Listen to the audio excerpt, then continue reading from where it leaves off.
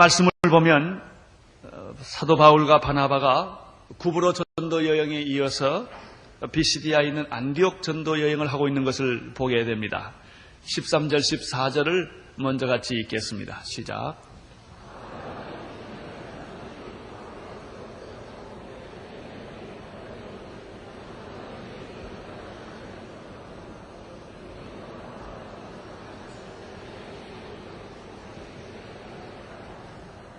그들은 섬을 떠나서 이제 다시 육지로 건너옵니다.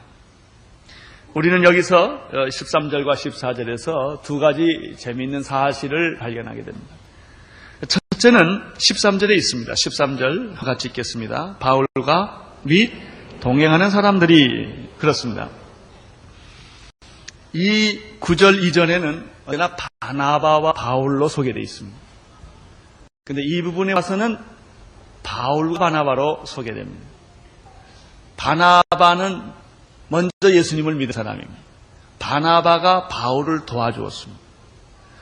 바나바가 사울을 예수 믿었을 때 자기들의 공동체에 보호해 준 사람이 바나바입니다. 이분은 연륜적으로나 신앙적으로나 성숙한 인격과 인품을 가진 사람입니다. 정말 좋은 지도자입니다. 그래서 바나바와 바울인 것입니다.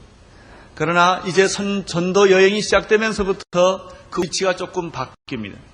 바울이 언제나 이 선교 여행을 이끌고 가는 주체로 된다는 것입니다. 설교를 해도 바나바가 설교하는 것이 없습니다. 언제나 바울이 설교를 합니다. 선교 여행을 끌고 가는 것도 바울이 끌고 가는 것을 볼 수가 있습니다. 여기서 우리는 두 가지 리더십을 보게 되는 것입니다. 바울의 리더십과 바나바의 리더십입니다. 교회는 이 두 가지 리더십이 있습니다. 바울과 같이 일을 만드는 사람, 비전을 세워가는 사람, 역사를 끌고 가는 사람, 이런 지도자적인 그런 형태의 사람이 있습니다. 바나바는 어떤 사람입니까? 이 사람은 앞에 나가서 설교를 하거나 비전을 세워가거나 사람을 끌고 가는 사람이 아닙니다. 바나바는 도와주는 사람입니다. 협력자의 모습을 가지고 있습니다. 바나바는 선봉자가 아니라 내조자입니다. 그는 눈에 보이지를 않습니다. 그는 언제나 뒤에 숨어서 일 뒤처리해 주는 사람입니다. 뒷마무리를 해주는 사람입니다. 교회는 이 두 가지 리더십이 필요합니다. 어떤 사람은 나가서 설교를 하고 외치고 그리고 모든 일을 조직하고 끌고 나가는 사람이 있을 수가 있습니다. 그러나 또 그 사람만 있는다고 교회가 일이 되는 것이 아닙니다. 뒤에서 숨어서 보이지 않는 곳에서 일을 마무리해주고 일을 정리해주고 일을 도와주고 협력해주고 내조해주는 그런 리더십이 필요로 합니다. 이 두 가지 리더십은 조화를 이룬 것입니다. 누가 높으냐 누가 낮으냐가 중요하지 않습니다. 은사에 따라서 그런 일을 행할 때 하나님의 교회는 아름답고 사랑이 생기고 든든히 서가게 되는 것입니다. 구약에 이런 비슷한 관계가 있습니다. 바로 여호수아와 갈렙입니다. 그들은 모세 밑에서 잘 자랐습니다. 여호수아 갈렙은. 그들은 모세를 따라서 하나님의 일들을 잘 감당을 했습니다. 그러나 모세가 나이가 들어 죽게 되었습니다. 이때 모세는 하나님의 명을 받들어 그 리더십을 여호수아나 갈렙 둘 중에 한 사람을 택해야만 했습니다. 그때 여호수아에게 모세의 리더십이 승계가 됩니다. 문제는 갈렙일 것입니다. 갈렙이 얼마나 고민이 많았겠습니까? 모세를 섬길 때는 갈등이 없어요. 그건 아예 격이 다니까. 아예 그 지도자니까. 그러나 여호수아는 동기예요. 같은 동년배예요. 같이 일하던 사람이에요. 그런데 이 여호수아를 리더로 세우려니 얼마나 갈렙이 사실 마음이 힘들겠습니까? 여호수아를 보면은 갈렙이 나타나지를 않아요. 거기서 죽어버려요. 죽는 게 아니라 숨어 있는 거예요. 언제나 여호수아가 나와서 지휘를 합니다. 그러나 사실은 여호수아 뒤에는 갈렙이 있었던 것입니다. 갈렙이 있었기 때문에 여호수아가 그 일을 할 수 있었는지도 모르겠습니다. 만약에 갈렙이 없더라면 여호수아가 아무리 능력이 있어도 그런 일을 통솔하고 통치하기가 어려웠을 것입니다. 갈렙이 나타난 때가 있습니다. 그의 나이 85세입니다. 40년을 숨어서 삽니다. 여호수아 그 밑에서 그는 나타나지 아니하고 조력자로, 내자로, 협력자로 존재합니다. 85세 되었을 때 드디어 한번 나타납니다. 여호수아에게 나타납니다. 내 나이 80이 되었어. 그때나 지금이나 일반이요. 나는 아직도 건강합니다. 하나님께서 내게 주신 땅을 주시면 내가 다시 하나님을 위해서 한 번 더 힘있게 일해보겠습니다. 라고 나타나는 걸 볼 수가 있습니다. 우리는 겉으로 나타난 여호수아보다도 안으로 숨어있는 갈렙의 인격과 신앙의 깊이를 이해할 수가 있습니다. 교회 안에는 이 두 가지 리더십이 존재한다는 것입니다. 또 존재해야 합니다. 다 선지자겠느냐? 다 교사겠느냐라고 말했습니다. 하나님 우리에게 주시는 은사가 각각 다르다는 사실을 여기서 우리는 발견하게 됩니다. 두 번째 이 말씀에서 또 하나 발견하는 것은 13절 하반절에 있는 말씀입니다. 바울과 및 동행하는 사람들이 바보에서 배를 타고 밤빌리아에 있는 그가 이르니 그랬죠. 그 다음에 무슨 말씀이 있습니까?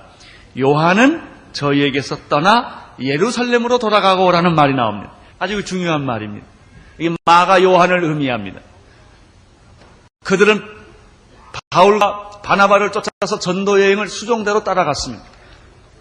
그런데 여기 바보에서 이제 버가에 가는 길목에서 이상하게 이 마가라는 요한이 웬일인지 모르지만 자기는 안 가겠다는 것입니다.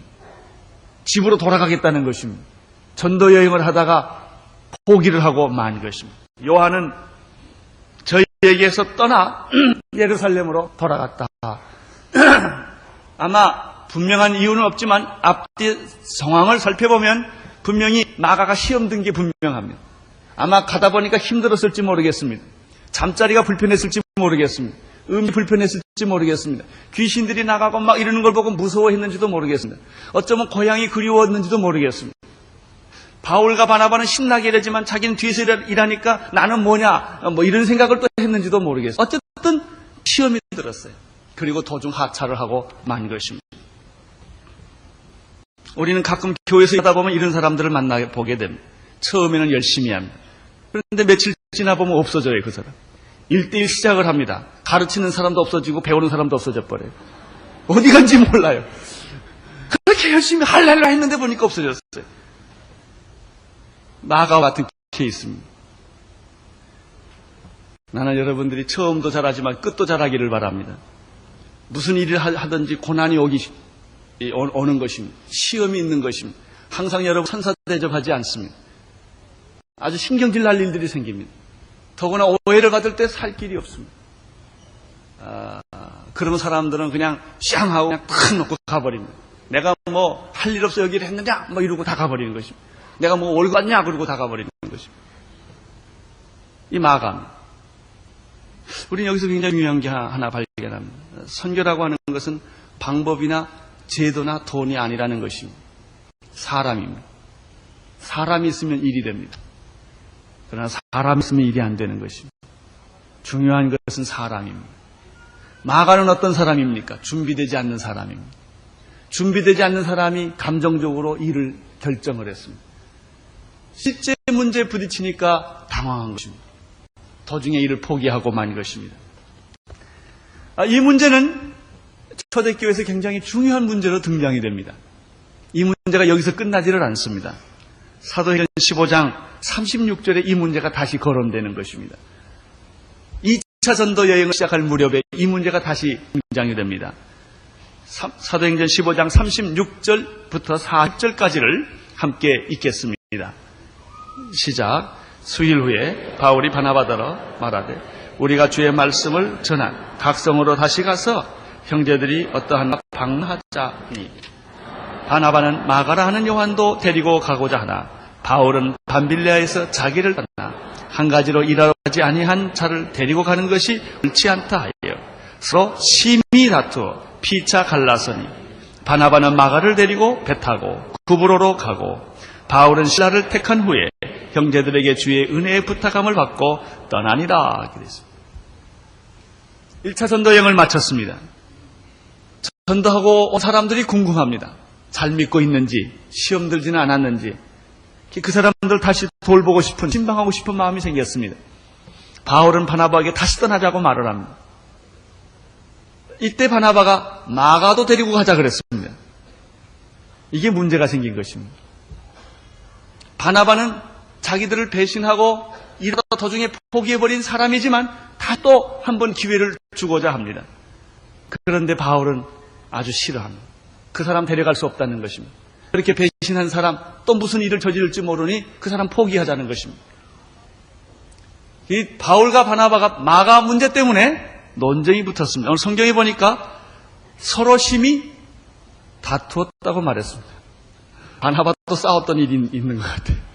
나는 바울과 바나바는 안 싸운 줄 알았는데 아주 싸우는 것보다 그렇게 기분이 좋을 수가 없어요. 서로 다투었습니다. 근데 다툰 정도 아니었어요. 갈라졌습니다. 둘이 헤어지고 만 것입니다. 이 마가 사건 때문에 이런 일이 벌어졌습니다. 여러분들이 설교 끝난 다음에 토론하시기를 바랍니다. 바나바가 옳으냐? 바울이 옳으냐? 둘 다 일리가 있습니다. 우리는 여기서 두 종류의 사람을 봅니다. 바나바는 사람이 중요하게 느껴지는 사람. 일을 중요하게 생각하지는 않습니다. 사람이 상처나면 일 포기하는 그런 유형의 사람입니다. 그렇기 때문에 또 바나바는 교회를 세웠다 이런 말이 없어요.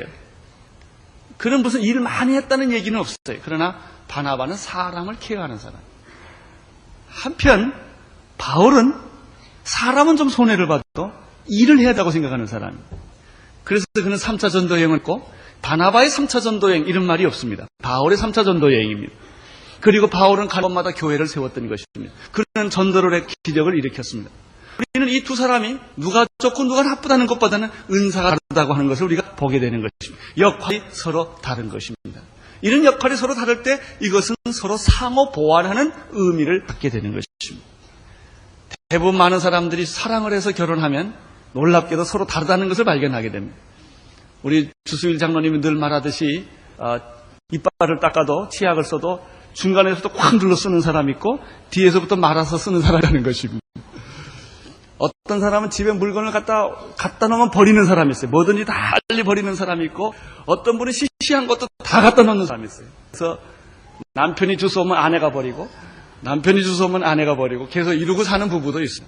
그 부부가 같은 것은 서로 사랑한다는 것 외에는 공통점이 별로 없는 것이 있습니다. 그런 부부들 또 잘 살아갑니다. 다르다고 하는 것은 무슨 의미입니까? 서로 보완한다는 의미가 있는 것입니다. 다르다고 하는 것은 서로 비판하는 의미가 있는 것이 아닙니다. 정죄하는 의미가 있는 게 아닙니다.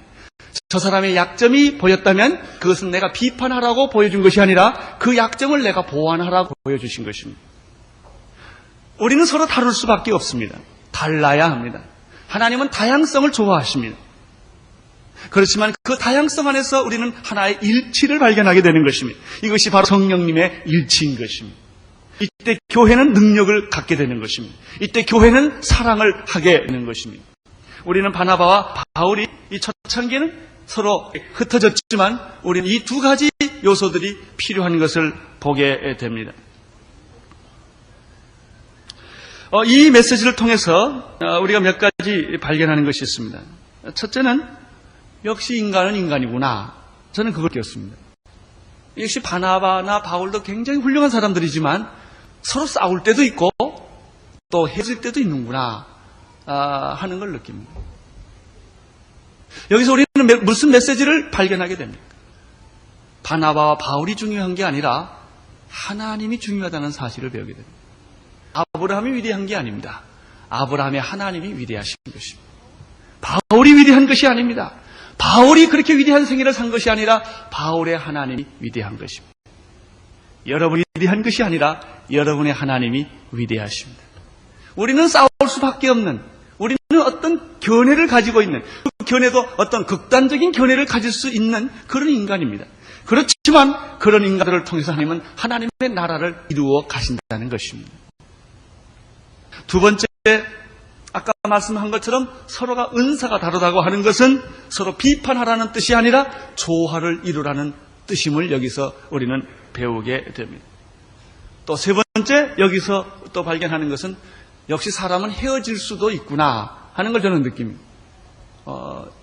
이것은 바나바와 바울이 현실적으로 부딪히는 현실이었습니다. 그러나 그 헤어짐이 비극은 아닌 것입니다. 그것은 창조적인 축복이 될 수 있으며 그 헤어짐은 오히려 축복의 계기로 만들 수 있는 것입니다. 나는 여러분이 가지고 있는 수많은 여러 가지 고통과 아픔과 그런 사건들이 오히려 하나님을 위하여 더 영광스러운 사건으로 변할 수 있게 되기를 바랍니다. 제가 관심 있는 것은 이 본문을 보면서 바나바는 결국은 마가라는 요한을 끌어안고 살았습니다. 어쩌면 우리는 다 좋은 사람하고만 있는 것 같지가 않습니다. 나하고 틀린 사람, 나하고 다른 사람, 나를 비판하는 사람도 끼고 살아야 될지 모르겠습니다. 그렇습니다. 그게 어쩌면 하나님의 은혜인지 모릅니다.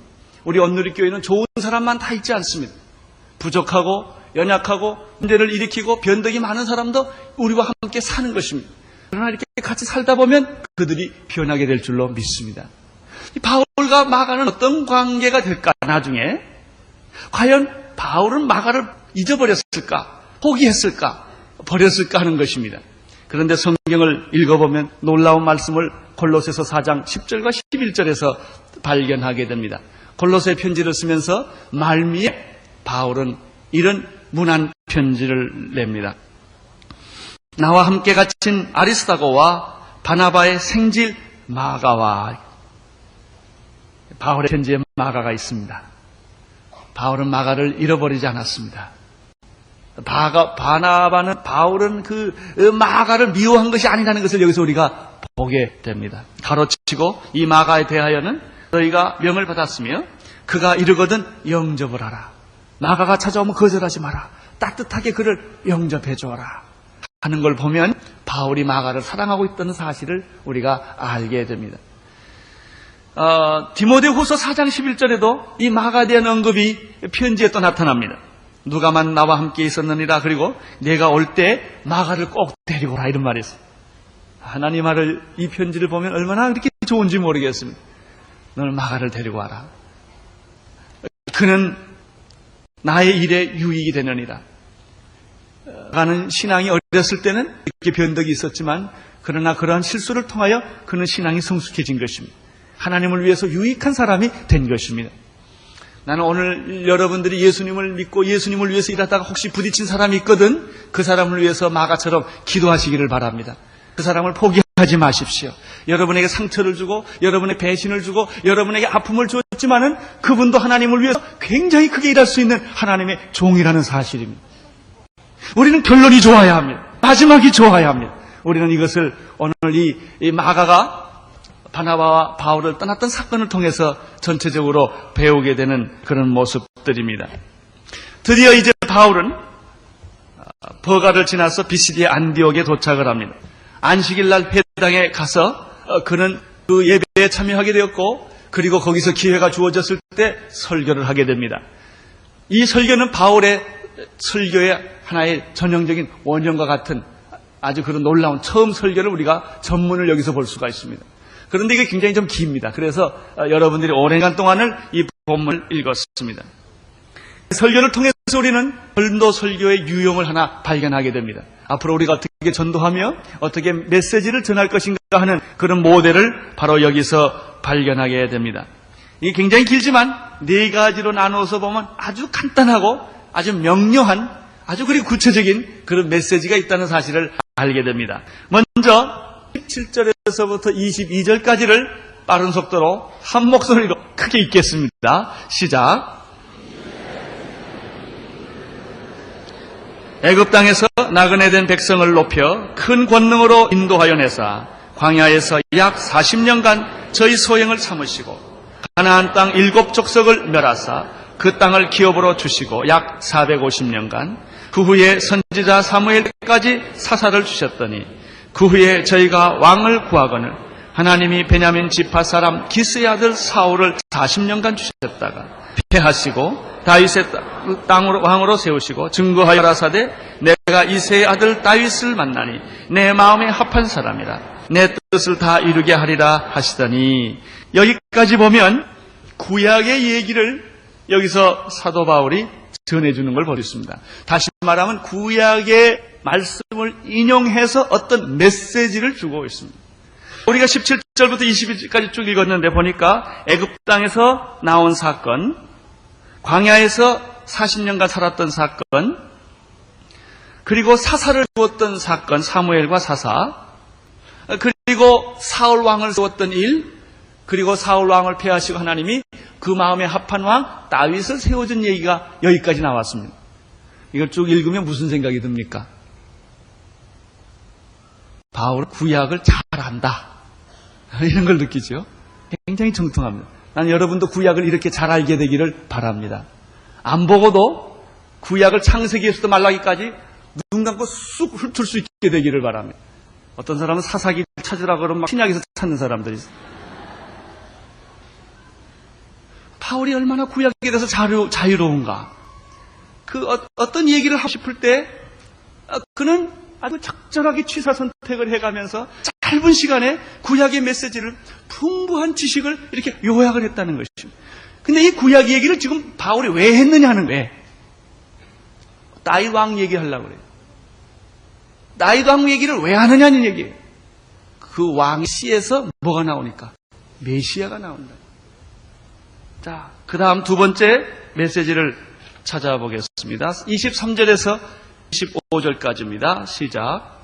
하나님이 약속하신 대로 이 사람의 씨에서 이스라엘하여 구주를 세우셨으니 곧 예수라. 그 오시는 앞에 요한이 먼저 회개의 세례를 이스라엘 모든 백성에게 전파하니 요한이 그 달려갈 길을 마칠 때 말하되 너희가 나를 누구로 생각하느냐? 나는 그리스도가 아니라 내 뒤에 오시는 이가 있으니 나는 그 발에 신 풀기도 감당치 못하리라 하였으니.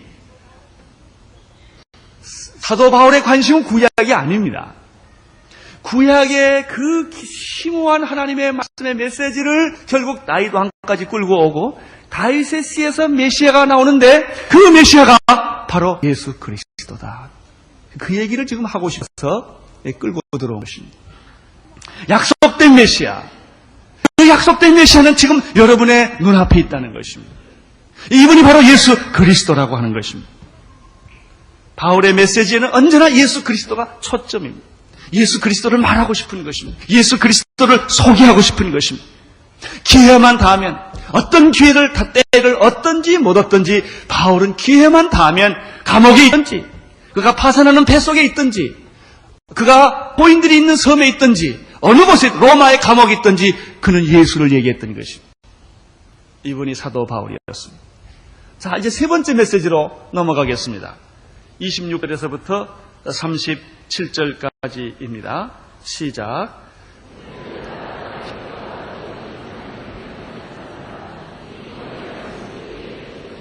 예루살렘에 사는 자들과 저희 관원들이 예수와 및 안식일마다 외우는 바 선지자들의 말을 알지 못하므로 예수를 정죄하여 선지자들의 말을 응하게 하였도다. 죽일 죄를 하나도 찾지 못하였으나 빌라도에게 죽여달라고 하였으니 성경에 저를 가리켜 기록한 말씀을 다 응하게 한 것이라. 후에 나무에서 내려다가 무덤에 두었으니 하나님이 죽은 자 가운데서 저를 살리신지라. 갈릴리로부터 예루살렘에 함께 올라간 사람들에게 여러 날을 보이셨으니 저희가 이제 백성 앞에 그의 증인이라. 우리도 조상들에게 주신 약속을 너희에게 전파하노니 곧 하나님이 예수를 일으키사 우리 자녀들에게 이 약속을 이루게 하셨다 함이라. 시편 둘째 편에 기록한 바와 같이 너는 내 아들이라. 오늘 너를 낳았다 하셨고 또 하나님께서 죽은 자 가운데서 저를 일으키사 다시 썩음을 당하지 않게 하실 것이 가르쳐 가라사대 내가 다윗의 거룩하고 미쁜 은사를 너희에게 주리라 하셨으니 그러므로 또 다른 편에 일렀으되 주의 거룩한 자로 썩음을 당하지 않게 하시리라 하셨느니라. 다윗은 당시에 하나님의 뜻을 쫓아 섬기다가 잠들어 그 조상들과 함께 묻혀 썩음을 당하였으되 하나님이 살리신 이 썩음을 당하지 아니하였나니. 예, 거기까지. 여러분, 다윗은 썩었지만 예수는 썩지 않았다는 거예요. 지금 바울 전도를 해당해서 하는데 먼저 구약의 사건을 끌고 들어옵니다. 출애굽 사건부터 끌고 들어옵니다. 다윗 왕까지 얘기를 아주 간단하게 쉽게 요약을 합니다. 다윗의 시에서 메시아가 나온다는 것입니다. 그 메시아가 바로 누구냐? 예수 그리스도라는 것입니다. 그러면 그 예수 그리스도는 어떤 분이냐 하는 것이 지금 세 번째 얘기의 요점입니다. 예수는 어떤 분이십니까? 십자가에 못 박혀 죽으신 분이요. 부활하여 다시 살아나신 분이 요점이에요. 십자가에 못 박혀 죽으시고 다시 살아나셨고 우리는 일의 증인이라는 것입니다. 얼마나 놀랍습니까? 네 번째, 이렇게 예수님에 대한 설명을 하고 난 바울은 네 번째 마지막 결론을, 그 설계의 결론을 38절에서 41절에 기록하고 있습니다. 함께 같이 또 읽습니다. 38절. 그러므로 형제들아, 너희가 알 것은 이 사람을 힘입어 죄사함을 너희에게 전하는 이것이며, 또 모세의 율법으로 너희가 의롭다 하심을 얻지 못하던 모든 일에도 이 사람을 힘입어 믿어 자마다 의롭다 하심을 얻는 이것이니라. 그런즉 너희는 선자들로 말씀하신 것이 너희에게 미칠까 삼가라. 일렀으되 보라, 멸시하는 사람들아, 너희는 놀라고 망하라. 내가 너희 때를 당하여 한 일을 행할 것이니 사람이 너희에게 이를지라도 도무지 믿지 못할 일이라 하였느니 하니라. 결론은 두 가지예요. 이 사람, 너희를 위하여 십자가에 못 박혀 죽었고, 근데 이것도 구약에서 예언된 것이고, 너희를 위하여 십자가에 못 박혀 죽었을 뿐만 아니라 무덤에서 살아나는 이것도 구약에서 예언된 것인데, 다윗의 육체는 다 썩어버렸지만 이분의 육체는 썩지 않았단 말이죠. 이 분이 계시는데 이 사람을 힘입어 이 예수 그리스도를 힘입으면 무엇을 얻으리라? 죄사함을 얻게 될 것이다. 38절의 메시지. 이 예수 그리스도를 믿으면 구원을 얻으리라. 이 예수 그리스도를 믿으면 그분은 죽은 분이 아니라, 다윗은 썩었지만은, 그 육체는 썩었지만은 이분의 육체는 썩지 않으셨다. 이분을 믿으면 너는 죄사함을 얻게 될 것이다. 이게 요점이에요. 이게 결론이에요. 이게 적용이에요. 이게 그분의 설계예요. 또 하나 있어요. 너희들이 모세의 율법으로는 의롭다함을 얻지 못하지 않았느냐 말이죠. 39절의 메시지죠. 모세의 율법으로는 너희가 의롭다 하심을 얻지 못하던 모든 일에도 누구로 말미암아? 이 사람, 그 누구예요? 예수 그리스도. 너희들이 십자가에 못 박혔던 예수 그리스도, 하나님이 다시 살렸던 예수 그리스도, 그 사람을 힘입으면 뭐라고 그랬어요? 믿음으로 의롭다함을 얻게 된다. 두 가지 메시지.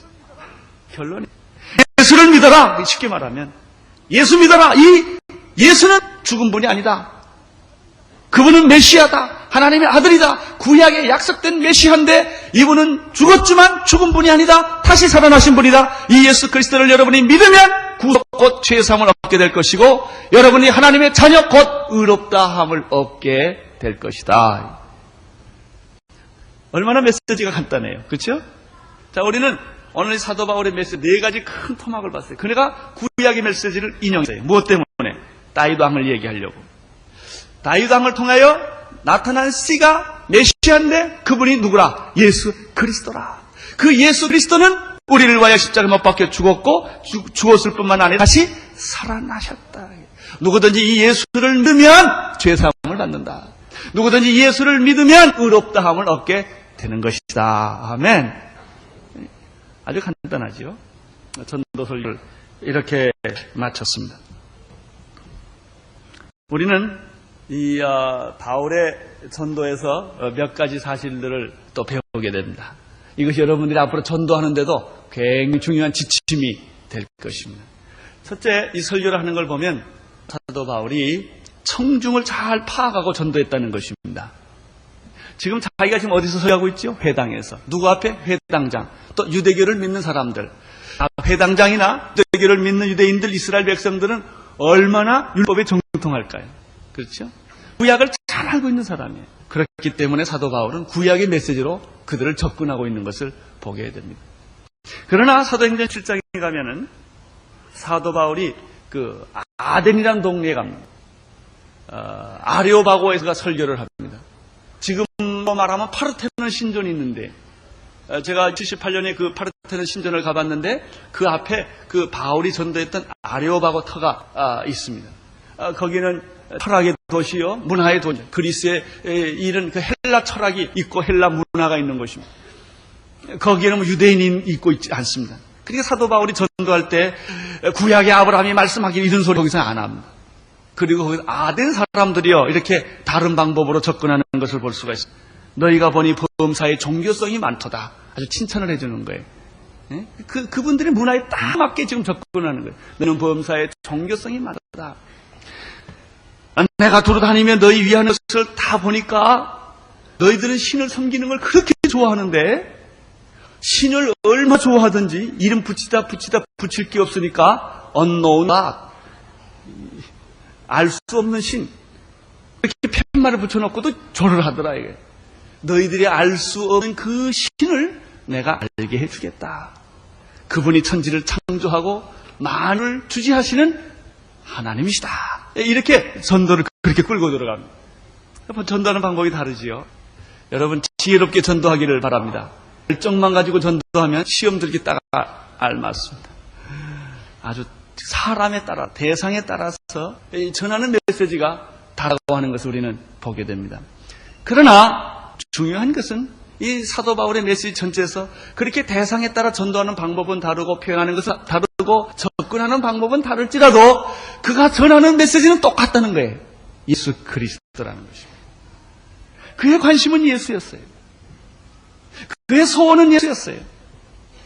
그는 고린도전서 2장 2절에서 내가 너희 중에 예수 그리스도와 그의 십자가에 못 박히신 것 외에는 아무것도 알지 않기로 작정했다고 말씀했습니다.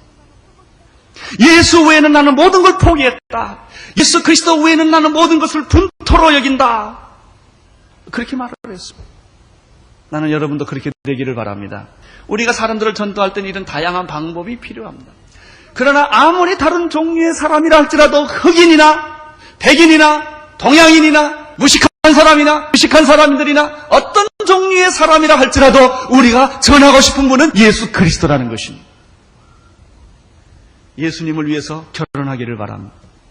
예수님을 위해서 결혼 안 해도 됩니다. 예수님을 위해서 직장을 가지십시오. 예수님을 위해 돈을 버십시오. 예수님을 위해서 공부하십시오. 우리가 공부하는 것도, 결혼하는 것도, 우리가 자녀 교육을 하는 것도, 우리가 성공하는 것도, 우리가 사업을 하는 것도, 진급하는 것도 다 누구 때문입니까? 예수 때문이야. 살아있는 것도 예수요. 죽음도 유익하니라. 죽음도 유익하니라. 나는 여러분 예수님을 위해 죽을 수 있게 되기를 바랍니다. 기쁘게, 기꺼이. 주님, 당신을 위한 것이라면 내가 무엇이든지 하겠습니다. 직업도 바꾸겠습니다. 나는 장소도 바꾸겠습니다. 서울도 떠날 수 있겠습니다. 나는 내가 그렇게 좋아하고 있는 모든 것을 다 포기할 수가 있겠습니다. 그러나 대부분의 많은 사람들은 누구를 위하여 예수가 필요합니까? 나를 위하여. 내 자식을 위해서 예수님이 필요해. 내 성공을 위해서 예수님이 필요해. 내 사업을 위해서 예수님이 필요해. 주님은 간 곳 없고 나만 홀로 남았다. 아닙니다. 나는 간 곳 없고 주만 홀로 남아야 합니다. 이분이 바울이었어요. 바울은 예수에 미친 사람이었어요. 그는 자기의 체면이 중요하지 않았습니다. 우리가 교회에서 봉사하는 사람들 보면요, 오해를 받거나 체면 송상받으면 펄쩍펄쩍 뜁니다. 안 내면 내 체면 좀 깎인다. 그게 뭐가 중요합니까? 나는 여러분의 체면이 잘 깎이기를 바랍니다. 행피를 좀 당하기를 바랍니다. 누가 여러분을 좀 오해할 수 있게 되기를 바랍니다. 예수님을 위해서 오해도 한 번도 안 받아본 사람들, 예수를 위해서 자기 체면도 한 번 깎여보지 못한 사람들, 얼마나 부끄러운 사람들입니다. 항상 여러분 천사처럼 대접해주고 해두고 여러분을 칭찬해야만 됩니까? 그렇지 않습니다. 그렇지 않습니다. 예수를 위해서 손해를 봐야 합니다. 예수를 위해서 희생도 당해야 합니다. 예수를 위해서 잠 못 자는 일도 있어야 합니다. 예수를 위해서 내가 살도 당해야 합니다. 강의 위험과 도덕의 위험을 겪을 수도 있는 것입니다. 매를 맞을 수도 있는 것입니다. 사도 바울의 생애였습니다. 여러분의 삶은 어떻습니까? 정말 여러분이 교회를 나오면서 예수를 믿는다고 하면서 정말 예수님을 위해서 뭐 좀 손해본 게 있습니까? 시간 손해본 것이 있습니까? 여러분 자존심 손해본 것이 있습니까? 그것이 있는 사람이 예수님을 사랑하는 사람. 여러분 남자 여자가 사랑한다고 하면서 희생하지 않는 것은 사랑이 아닙니다. 자기가 사랑하는 사람을 위해서 뭔가 희생을 해야 됩니다. 그건 정말 사랑한다는 증거인 것입니다. 예수님 때문에, 예수님을 위하여 사도 바울은 그것이 그의 인생의 전부였습니다. 죽는 것도 유익하다. 저는 윤영석 집사님 최근에 교통사고 난 걸 보면서 제가 윤영석 집사님한테 그렇게 말했어요. 그 사고가 사람이 살아날 수 있는 사고입니까? 그랬더니 살아날 수 없는 사고. 근데 이분이 살아났어요. 당신은 이미 그때 죽었군요. 그렇대. 여러분, 내가 운전 잘못해서 교통사고 나는 거 아닙니까? 가 부딪히는데 어떡할 겁니까? 우리 청년이 신경이 다 끊어졌어요.